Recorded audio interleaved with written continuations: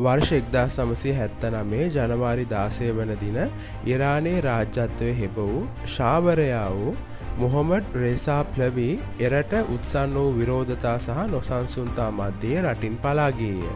ඔහුගේ නික්ම යාම ප්ලවි රාජවංශයේ අවසානයේ සනිටුහන් කළ අතර අයතුල්ලා රුහල්ලා කුමේනි යටතේ ඉරාන ඉස්ලාමීය ජනරජය පිහිටුවීමට එහිදී පසුබිම සැකසීය.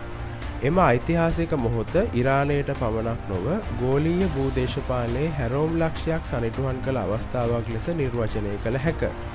බටහිර බලවතුන් සමග ශක්තිමත් බැඳීම් සමගින් ඉරානය තුළ සිදු වූ වේගවත් නවීකරණය මගින් සිදු කළ ෂාගේ පාලනය ඉරාන වැසියන් අතර පුළුල්ව පැතිරුණු අතෘප්තියට හේතු අතර ධනවත් ප්‍රභූ පැලැන්තිය ඔහුගේ ප්‍රතිසංස්කරණ වලින් ප්‍රතිලාභ ලබන අතර ග්‍රාමීය ජනතාව සහ ආගමික ගතානුගතිකයින් ඊට විරසක විය.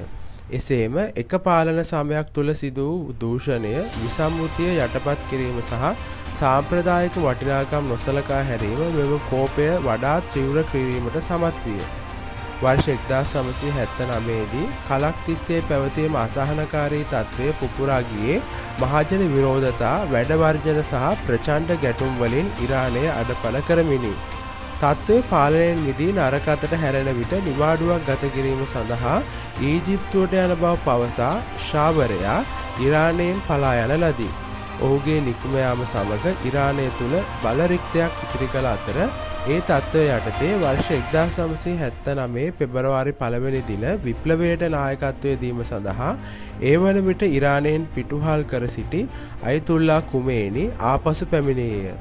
ඒ අනුව එම වසරේ අප්‍රේල් වන විට ඉරානය ඉස්ලාමීය ජනරජයක් ලෙස ප්‍රකාශයට පත් කරන ලද අතර එහි ප්‍රතිඵලයක් ලෙස එතෙක් පැවති රාජාණ්ඩුව නිල වශයෙන් බිඳ වැටි එරට පාලනය තුළ වූ බටහිර බලපෑම සම්පූර්ණයෙන් ඉවත් විය. ඉරානයේ රාජාණ්ඩුව බිඳ වැටීම තුළින් එරට තිබූ ඒකාධිපති පාලනය බිඳ වැටීම මෙන්ම ආගමික පාලනය නැගීම ආරම්භ වූ අතර ඒ හරහා ඉරානයේ අනන්‍යතාවය නැවත සකස් කිරීම සහ ලෝකයේ සමග ඇති සබඳතා වෙනස් මගක ගමන් යාම සිදු වීමද සනිටුහන් වීම නිසා එය ලෝක ඉතිහාසයේ සුවිශේෂී සිදුවීමක් ලෙස සැලකිය හැකිය. ස්තුතියි.